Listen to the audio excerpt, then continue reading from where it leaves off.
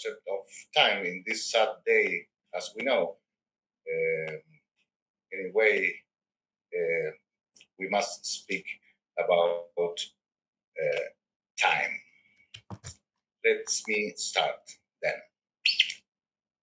Hedwig Conrad-Martius on the concept of time, scope, and projection of her phenomenological analysis. Talking about time,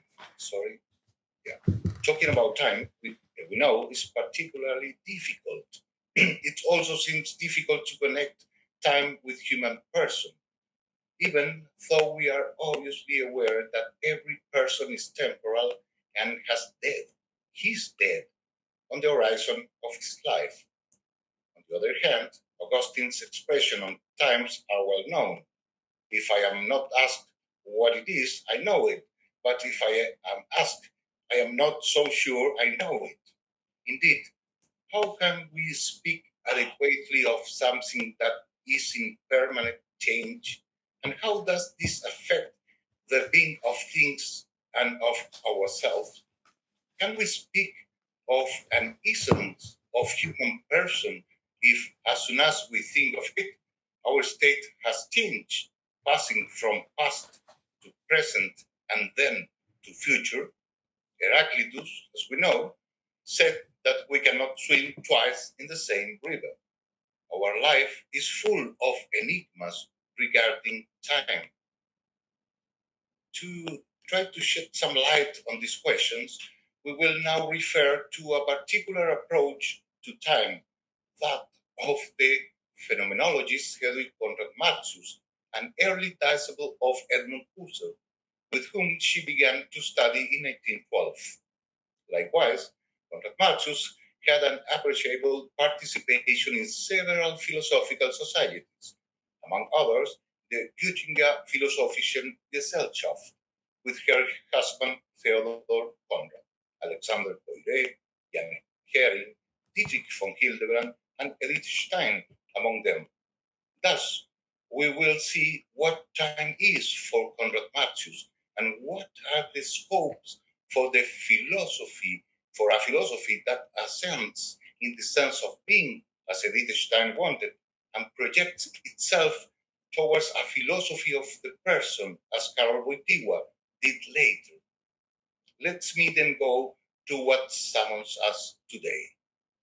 At the beginning of her book, Decide, Time, Conrad-Martius puts as epigraph a fragment of 4 quartets by T.S. Eliot, in which her inquiry about time is poetically prefigured by Eliot. Eliot fragments read as follows. At the still point of the turning world, neither flesh nor fleshless, neither from nor towards, at the still point, there the dance is, but neither arrest nor movement. And do not call it fixity, where past and future are gathered, neither movement from nor towards, neither ascent nor decline, except for the point, the still point. There would be no dance, and there is only the dance. I can only say there we have been, but I cannot say where, and I cannot say how long, for that is to place it in time. In the minutes that follow, we hope that what is expressed here in these verses will make sense to us. Indeed, Conrad-Martius begins his inquiry by making a phenomenological analysis of time. He asks how time appears in our experience. By experience, we mean here that which is given immediately to consciousness, or every cognitive act in which the object is given to us directly, corporeally, or to use Husserl expression, corporeally self-present. Likewise, Dietrich von Hildebrand, in his work What is Philosophy, pointed out, I quote, the term experience has at least 2 meanings. If someone says I cannot speak about love. I don't know what it is because I have never experienced it. The sense of this case of experience is evidently quite different from mere observation. Here, it means that something has never disclosed itself in its essence to my mind, that it was never given to me in a concrete moment, which would have enabled me to grasp it in its essence. Lacking experience in this sense means certainly that there has never been an observation of the existence of a certain kind of reality. But above all, it means, in this case, the complete lack of knowledge of the being as such in question. We may call this experience the experience of such being, in opposition to blunt empirical observation. For Conrad-Martius, passing time, perishable time, is given to us as a stream of past, present, and future. From present, we project ourselves into past by recollection, retention, Husserl would say. And from present, we project ourselves into the future by expectation, protension, according to Husserl. Now, Conrad-Martius notes something important in this analysis. Both past and future depend on the self. This is important. Past and future depend on the self. How much we expect the future, exemple gratia, in the face of an impending vacation or holidays, that is not yet, depends largely on our imagination. The last days before leaving, I don't know, to the field, will surely pass very slowly. The same goes for the past. For example, a nostalgic memory of our father who died years ago. In fact, he is no longer exists in present life, but he's brought into the present by us. Present appears intuitively as the lapse that awaits the future, which is not yet, and is lost in the past that is no longer either. Conrad-Martius called this flowing imaginative transcendental time.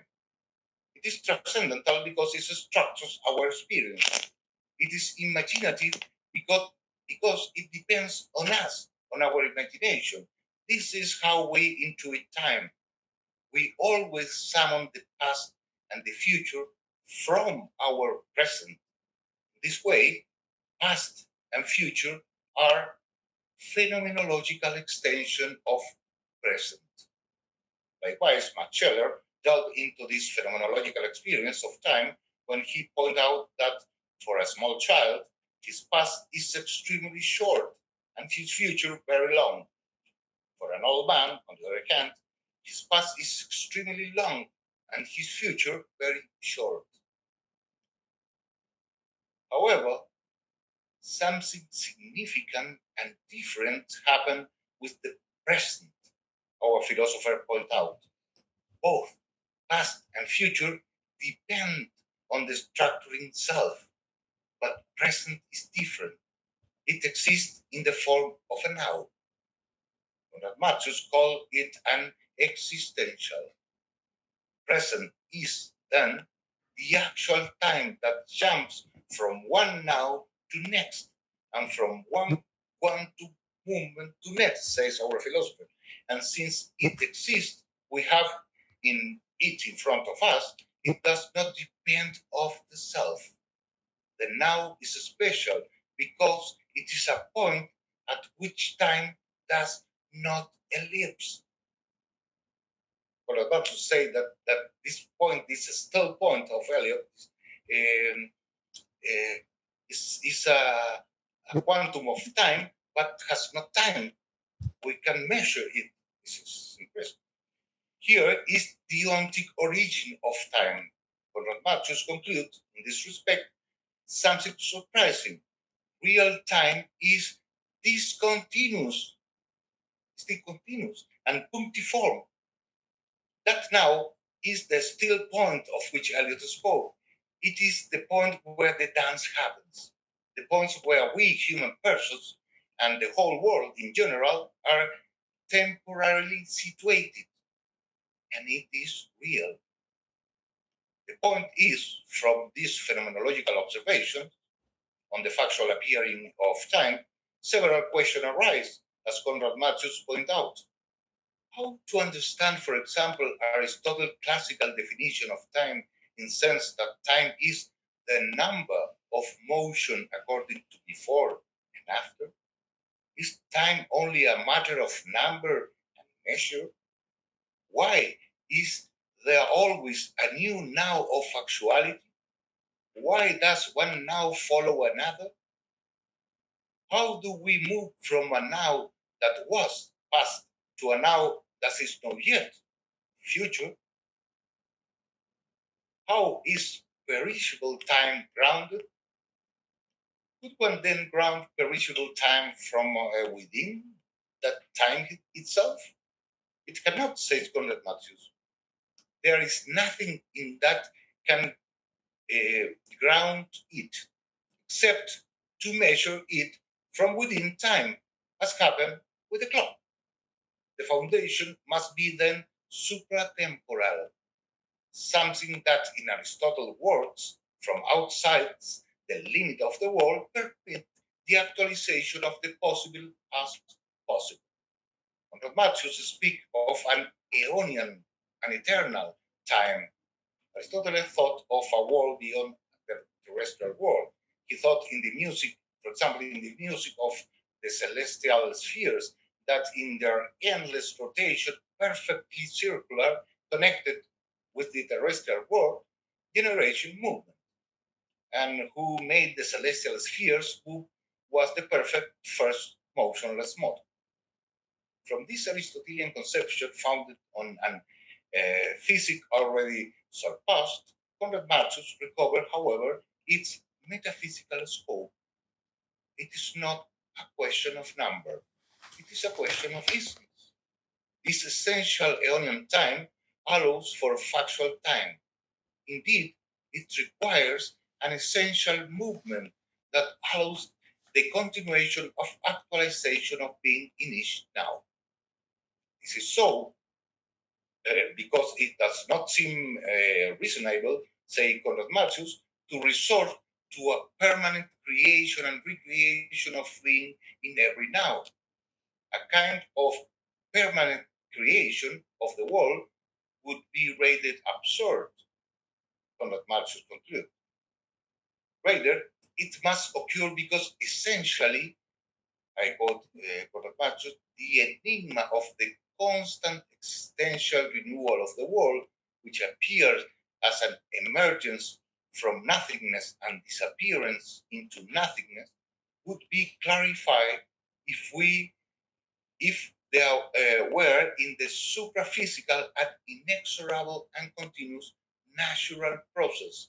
This would take place with absolute regularity of movement, which, as such, would be capable of grounding the discontinuous act of position and deposition of being.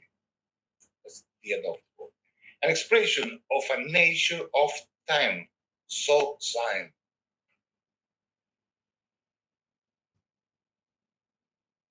Means of being here temporary.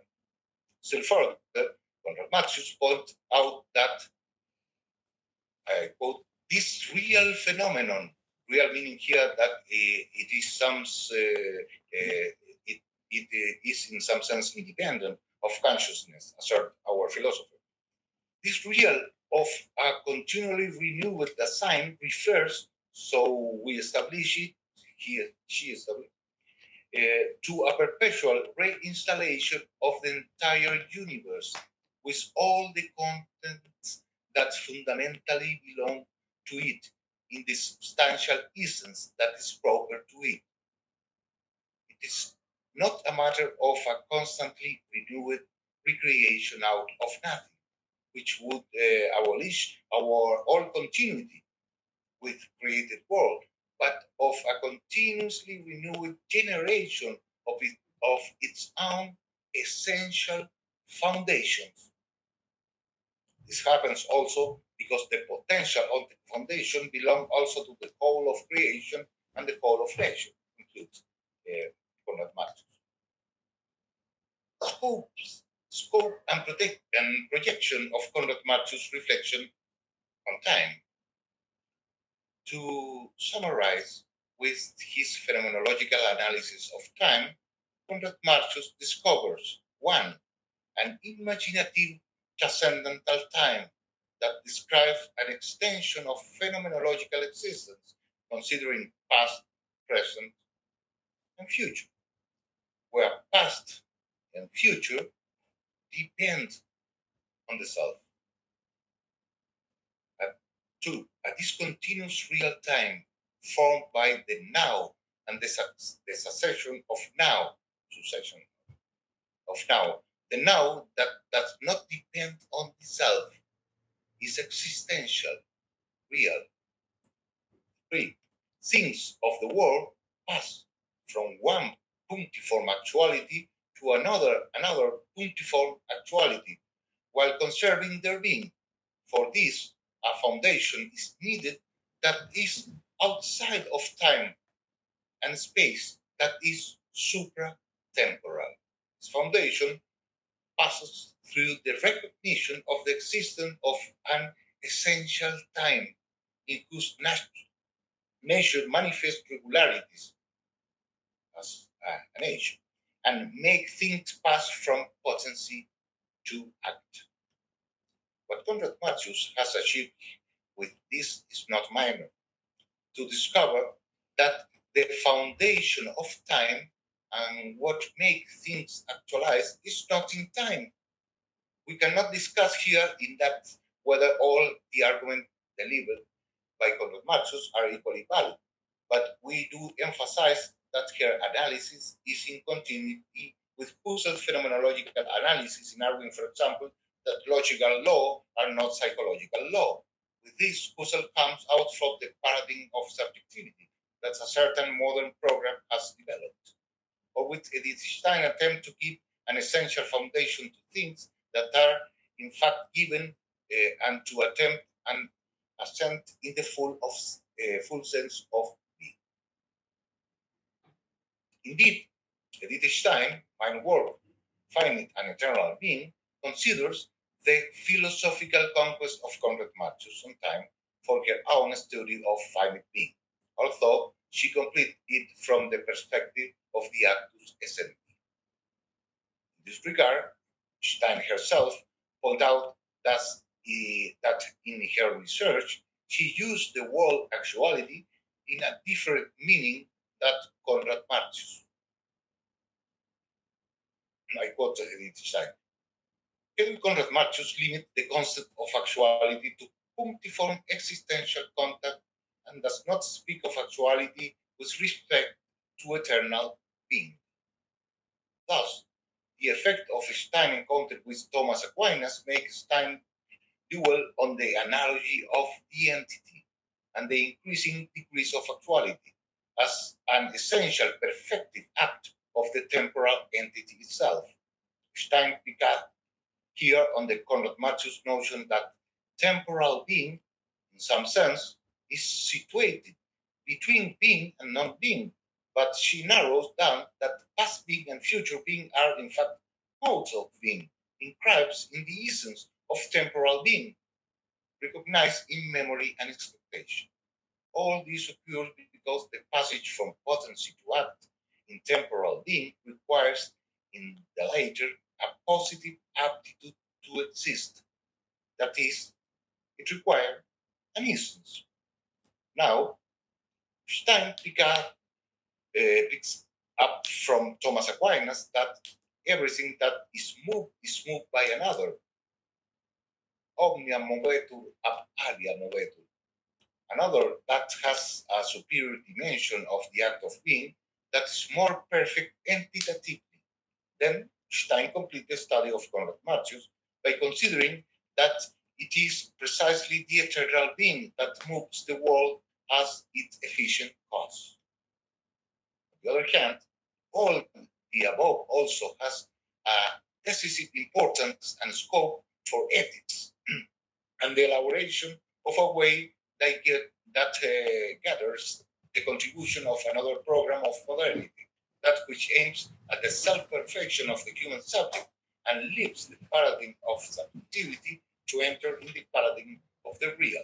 Indeed, if the finite thing is halfway between potency and act by force of its own temporal being, it is also clear that in the human being, this actualization occurs in an entity considered as first substance that has essence, second substance, proteusia and deuterausia in Aristotle.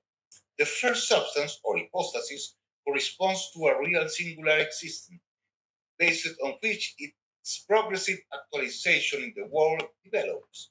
Conrad-Martius does not go far in his analysis of finite and temporal being and eternal being, which is, in his thought, remains as prefigure. Likewise, Conrad-Martius is also aware that the human being, as a temporal and historical being, reach progressively higher degrees of humanization, essentially inscribed in each singular person. And this occurs due to a fundamental phenomenon that appears in the analysis of the human person, freedom. Our philosopher enunciates the problem, but does not develop it. It will be Wojtyła, philosopher of freedom, taking into consideration the scope of the phenomenon studied by Conrad-Martius, by Scheller, and by Stein on the finite temporal being, who develops a phenomenological anthropology that leads him to consider that person manifests himself in action. Thus, the hypostasis or suppositum, that concrete singular entity, which is the human subject, is constantly deciding. And the fact that each decision is a decision of subjects himself is a manifestation that he is not only unique and unrepeatable, but above all, irreplaceable. No one can make decisions for him. Dignity of human person is manifest then temporarily. All this appears in our experience of others. This will lead Wojtyła to point out that person must be affirmed by his own sake. Persona est affirmanda propter se ipse. Personal metaphysical substratum appears then transphenomenically. And finally, something else. Wojtyła points out that in time, the first substance that we are changed. It changed accidentally.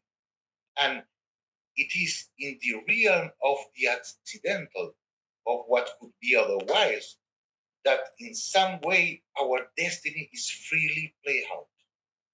Buttiglione would later point out that in time, the rational hypostasis that we are unfolds itself, and it unfolds in continuous now, in thus continuous point of time without time. We would add, following Conrad-Martius and Eliot, in temporal now, existent, real, founded beyond time, dance unfolds, the dance of successive now of the life of each singular person, which are in time, but depend on a non-temporal beyond. Well, this is all I can say about this topic now. I don't know, Carmen, if we have a question now or something like that. Yeah, sure. Thank you very much, Professor, for this enriching lecture. If some of the students has some comment or question, please feel free to speak.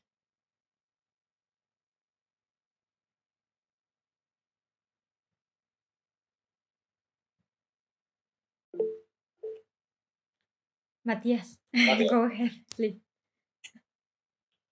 So thank you, Emilio. It's just a short question to start the discussion. So it seems that when we discuss time, one of the main questions is which temporal experience is fundamental, which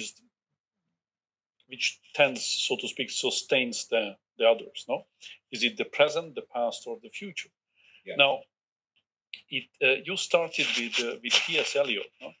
Who at the end of his poem says that past and the future they are sustained in a finality, right? You remember this, that well, he actually says time past and time future, what might have been and what has been, point to one end which is always present. Yeah. So it seems that what you say is it is the now that is fundamental, but it is atemporally sustained by something that is out of time. Is that right? Yeah. That's the main thesis of, well, Yeah. Conrad-Martius say that. Yeah. So each now is sustained by this essential time. We can say this essential time, but he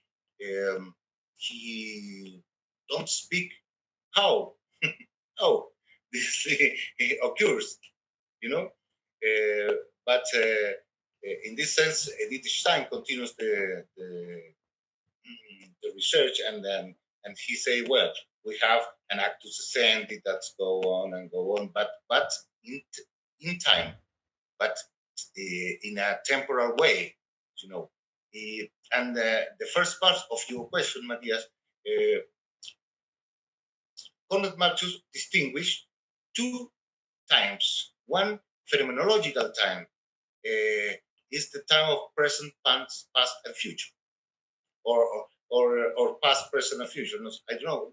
Maybe present, past, and future, because past and future are phenomenological extensions of present, But the dance is here in present, as Eliot say. Eliot say in this poem, present and past and future are both contained in present. But he says too that if all time is present, all time is unredeemable.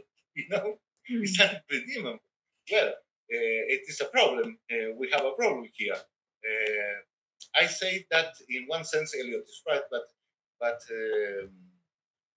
I think that Conrad-Martius should say another thing. Say that from present, that is a real time. It's a perishable time, but a real time. From present, we go to the past, and we go to the future, and we go to the past, and we go to the future.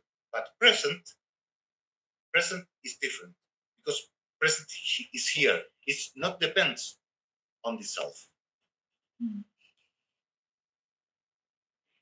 I see. I leave the floor to Professor Crespo. I'm sure his question will illuminate. I don't know. Thank you very much for the presentation. I mean, it was quite interesting. Above all, taking into account that this book is not so easy to read. I remember to have started to study the book many years ago, and I gave up because it was really difficult. And I don't know about the Spanish translation. It is interesting that there is a Spanish old translation of this book. I don't know about the quality of the translation, but well, this is not so important. I have just a short question for clarification.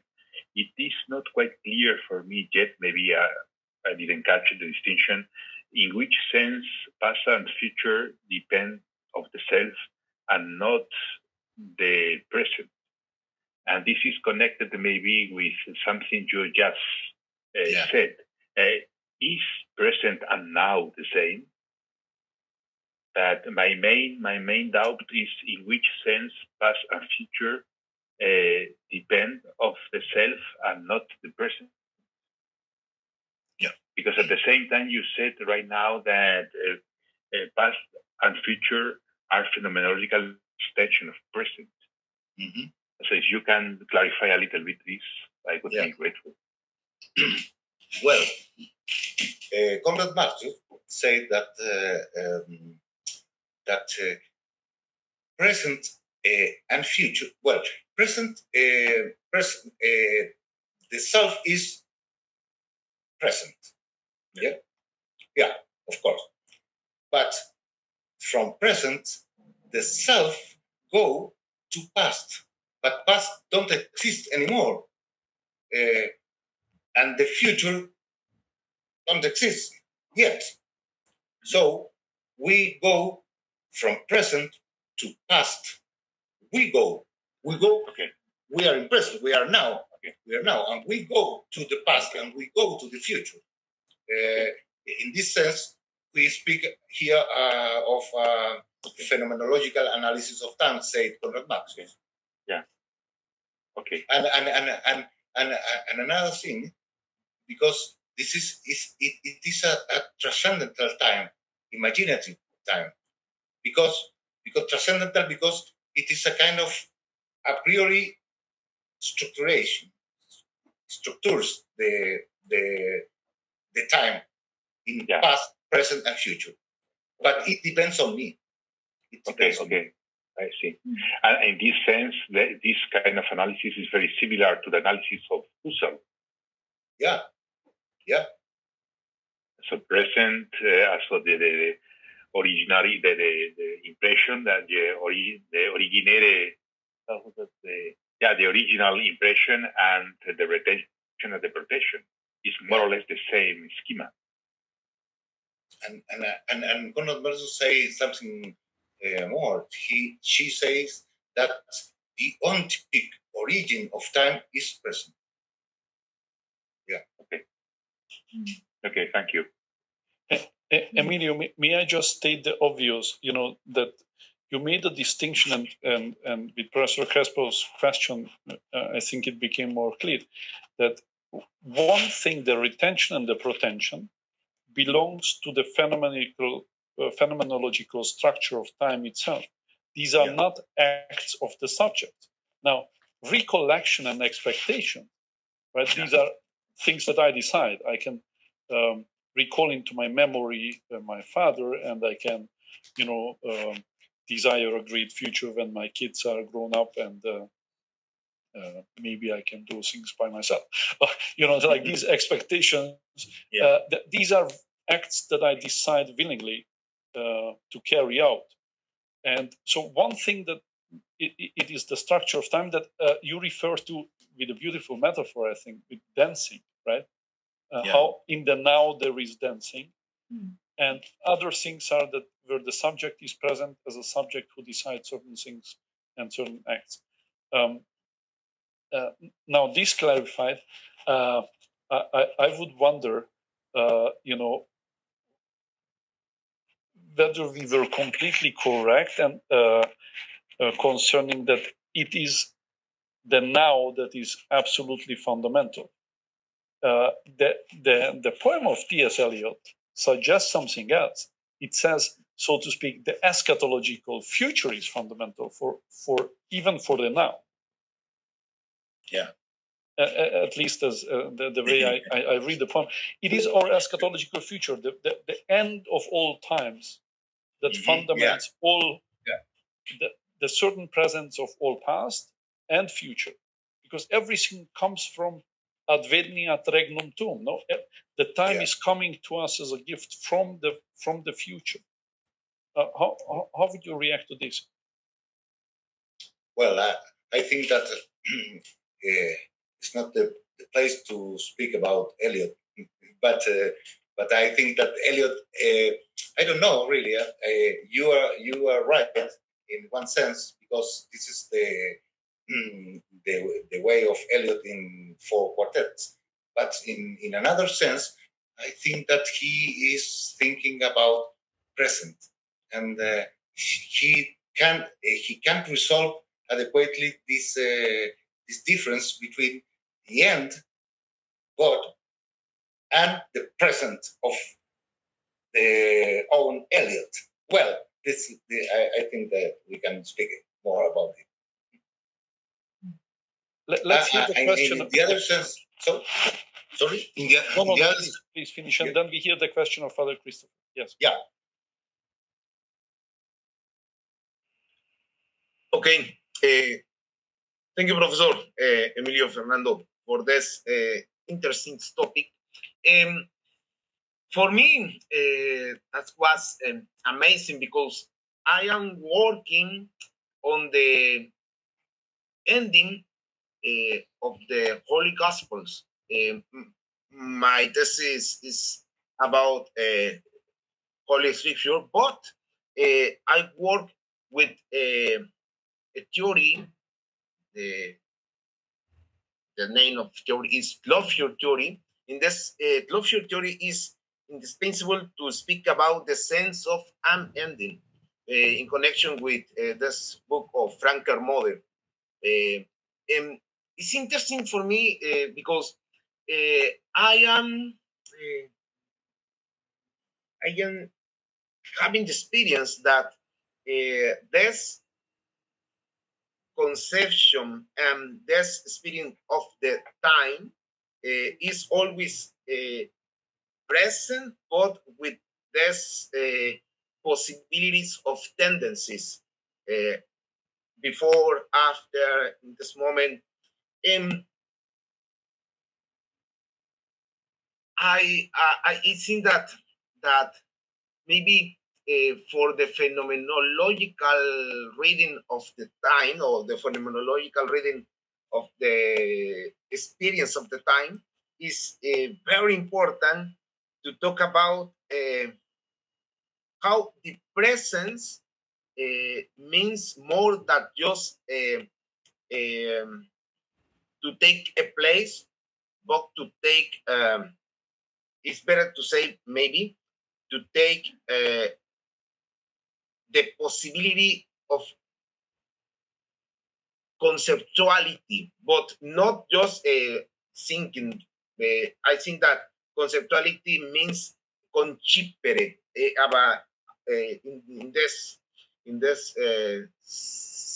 in this way of create to think and rethinking, not just my life, my experience, but all what I have, what I see, what I live. For the reason, thank you for this topic. For me, was a great help for my work. Thank you.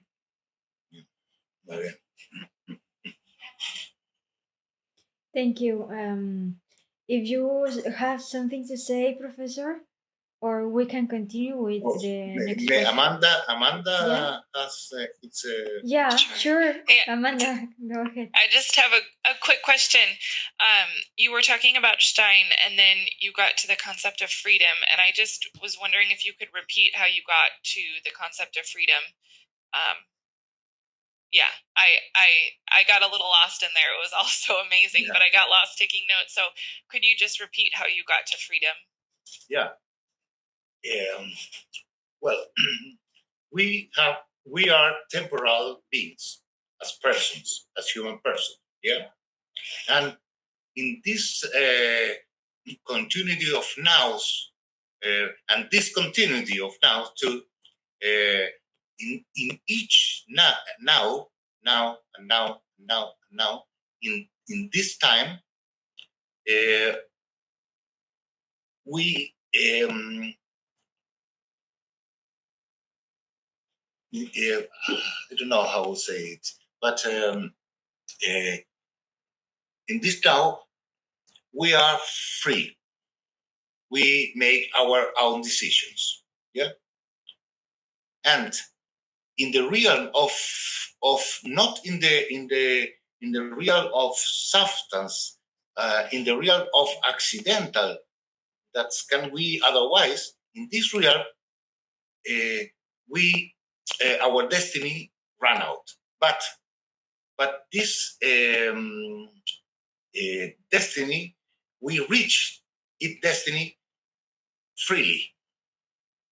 freely. And for this reason, we are in time, and we need freedom for reach the end. For reach the end. We did. Wojtyła say that in the realm of accidental, our destiny is play out. In the realm of accident.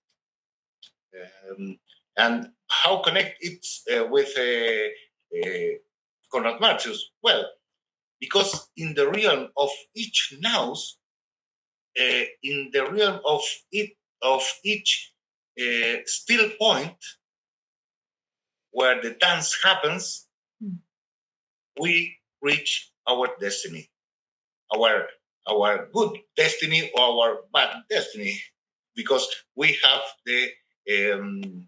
we make the decisions. Okay. Can you understand? Yeah. Yes, I can. So, in that sense, would you say that every man is always free? Yeah. Okay. Yeah. And each person has freedom at any given time.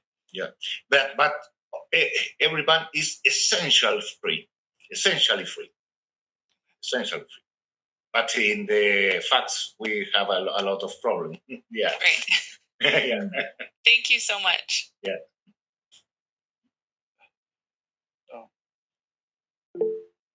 Yes, Matthias, please.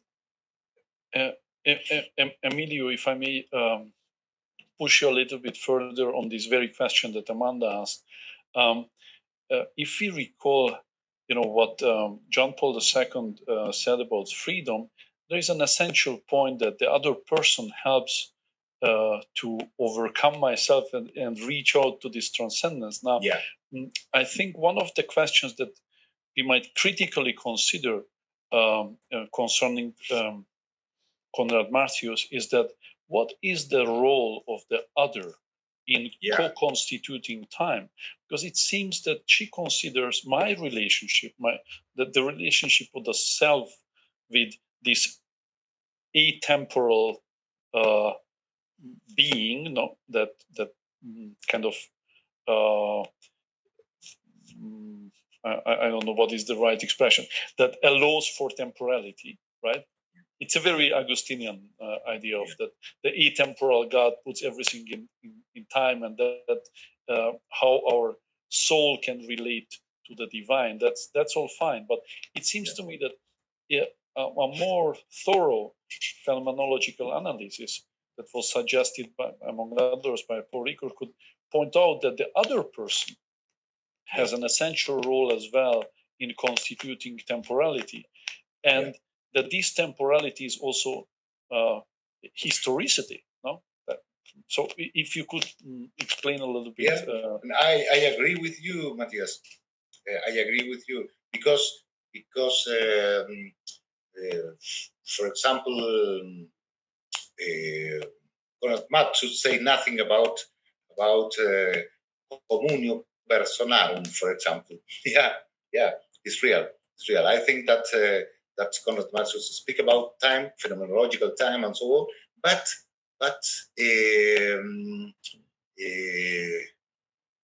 for example, Edith Stein speak about community and the community of God as three persons, and so in this way, I think that Conrad-Martius has the intuition of it, but he not developed it. Yeah, I agree with you. Let's see whether we have other questions in this or in other respects.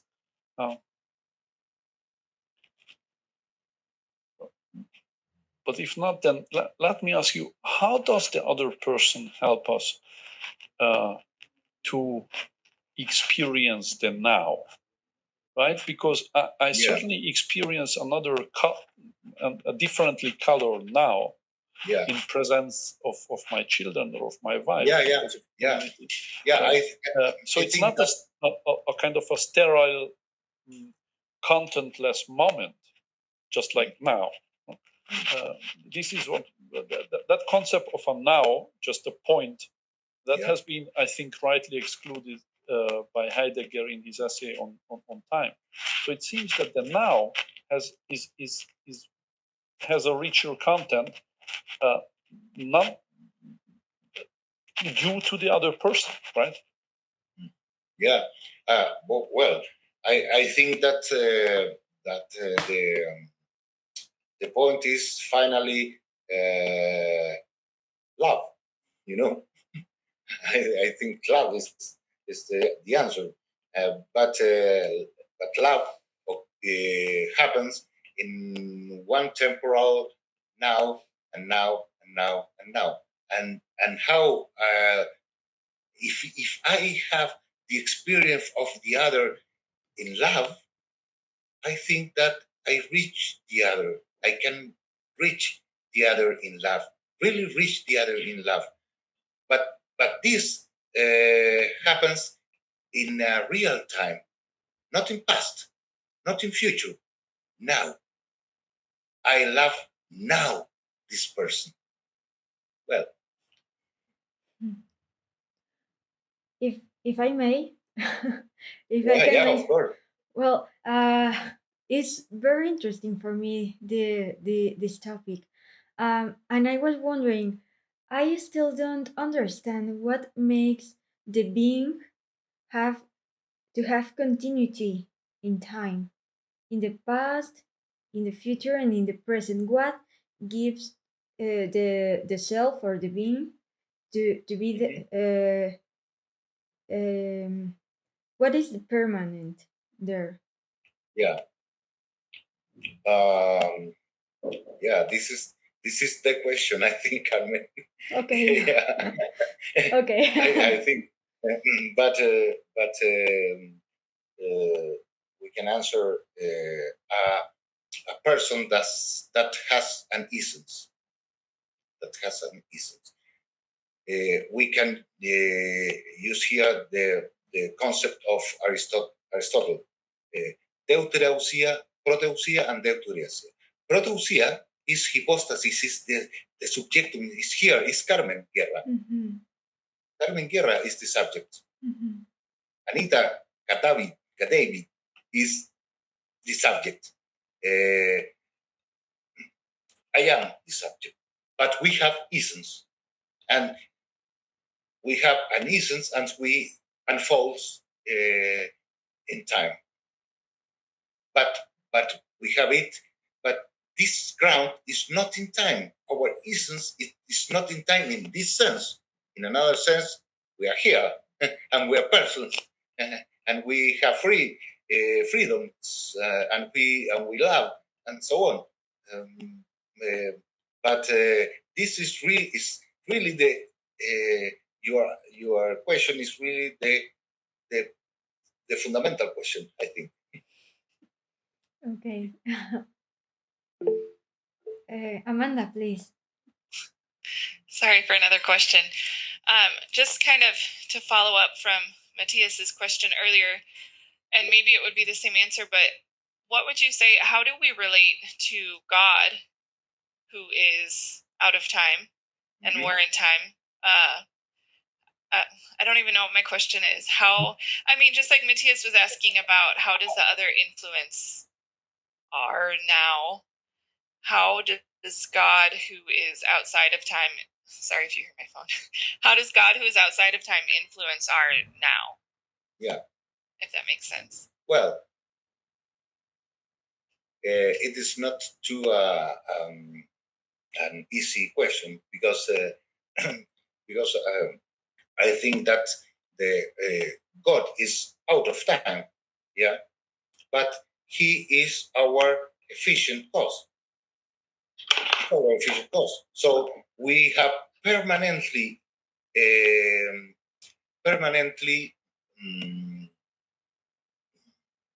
don't know the word in English, but we are permanently in being, because we have another that move it. Movement for Aristotle is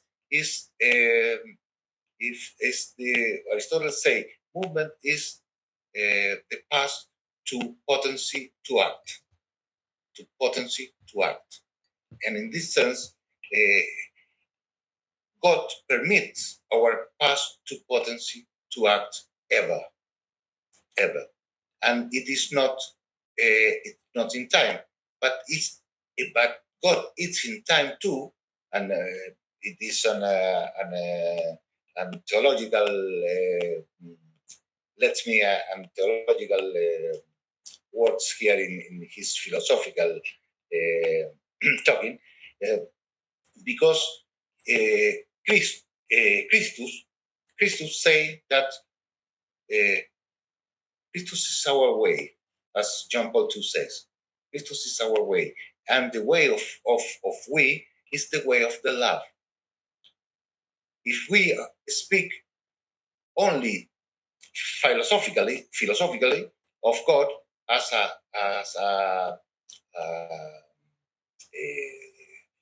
efficient cause, it's true, but it's not speak nothing about love. Yeah. But if we say that Christus is here in history, Christus speak us about love. I see, and I can see how that's a very complex question and could take many classes, but thank you for explaining that. Well,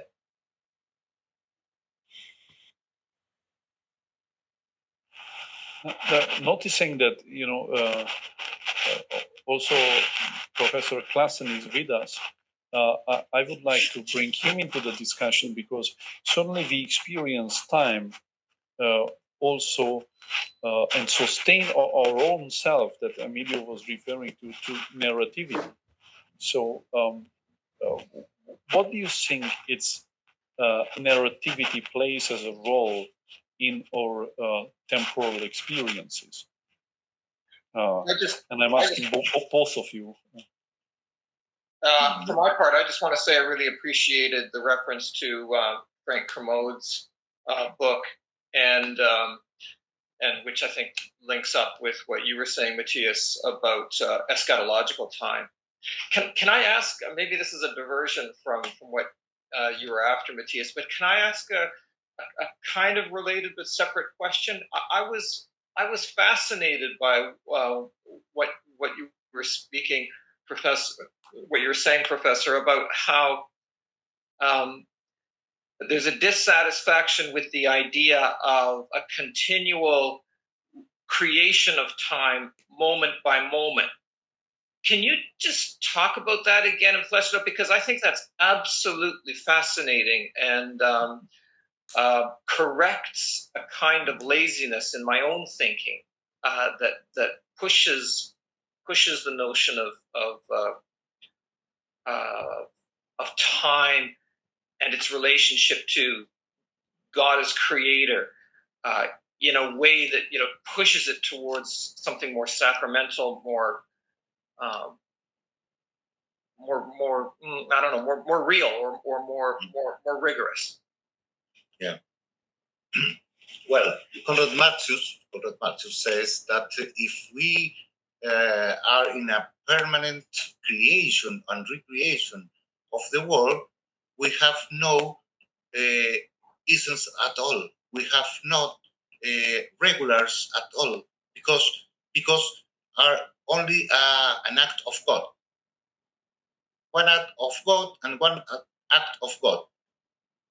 But if we are, if we think that we are in a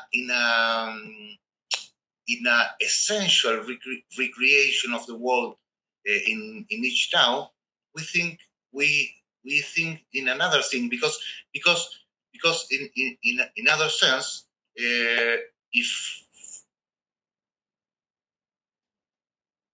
God decide not to create more the world, we have chaos. Yeah, and it is strange. Say it's Conrad-Martius. It's strange because we have regularities in the world. We have it, and we have essence in the world operating. So Conrad-Martius say, well, we have not a permanent creation of the world, we have a permanent develop of essence in the world. The essential time permits that the perishable time happen. Thank you.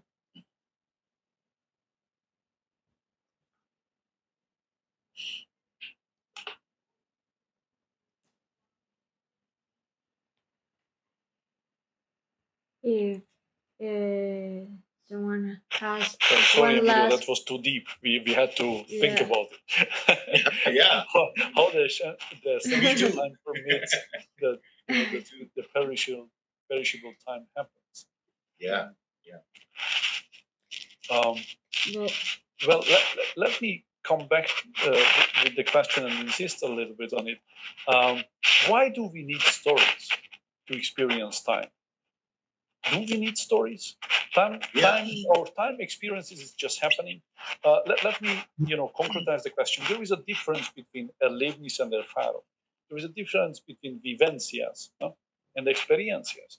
It means so many things are going on and we experience them temporarily, even concerning our own selves. Yet we need a narrative identity, right? We experience so many things concerning the outside world. I think a lot more than our author today was able to conceive. Yet we experience this historical. Yeah. How come we need stories? Yeah, I think that person has a narrative. Yeah, I agree with you, has a narrative. But it is possible because exists a meta-narrative. And what is the meta-narrative? The person itself. The person itself. The essential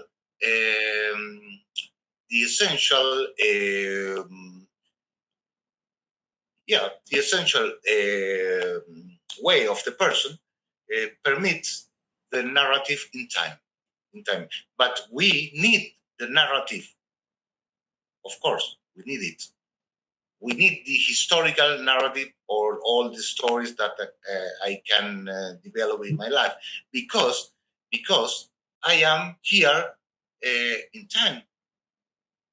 I am an essential. I am a person. Yeah, I am a person, but a person that is in time. So we need narrative. We need stories. We need the story of my life. The story of my life. I need it. I need it. And maybe at that point too, we come back to what you were saying, both Matthias and you, Professor, about love and about the other, about needing the other. That the narrative, that as soon as we talk about narrative, we can't drop out of or opt out of talking about oneself as another, and the community of love. Yeah. Um. And yeah, of course, we live in a community of love. I hope. Maybe, Father Christopher, maybe it's the last question. Okay. Please. Yeah, just maybe a short question. For this reason, we can say that between mythos and logos, there is an ontological connection because mythos doesn't mean not just to talk, to speak, to say. I think that that means to say what I think, what I live. For that reason, I love German, but okay. But because we can say that we can create a new verb for this action. den Leben. Etwas so. Then, so I think that it's possible to say that mythos and logos are total interconnected. Yeah, I think so. Okay. For this reason, I hope to be a philosopher someday, but I am a poet too, because I think that that mythos is the way to reach the logos in one sense. Okay. Thank you. Okay, I'm sure that Amanda is not going to protest against you being a poet. So let's give her the last word. I'm so sorry. It's a quick question. Professor Crespo mentioned that the text Die Zeit is pretty complicated. Is there another text you would encourage us to start with if we're interested in learning more? No, I think that the book Die Zeit is a book of 1958, I think. But I think that this book was a book that Conrad-Martius was writing all his life, because Edith Stein know it, and Edith Stein write about this in 1928. I don't know. So I think that the book Die Zeit, I think, is the book for this question that we talked today. Okay, then I'll give it a go. Thank you, Professor. Well, dear Professor Morales, a big applause to you for this beautiful lecture on very complex issues that are certainly beyond our grasp, as even St. Augustine said. And please, if Carmen could help us to announce the next speaker, that would be great. Sure. Let's see. And please, in the meanwhile, read the comment of Yvette in the chat, okay? Well, next class, next Thursday, is going to be with Dr. Milos Holda, that is going to talk about... Mivos. Sorry. Yeah. Holda. Is that okay? The talking about the diagnostic criterion of the recognition of God. So we're going to continue. He's a priest. Don't be afraid.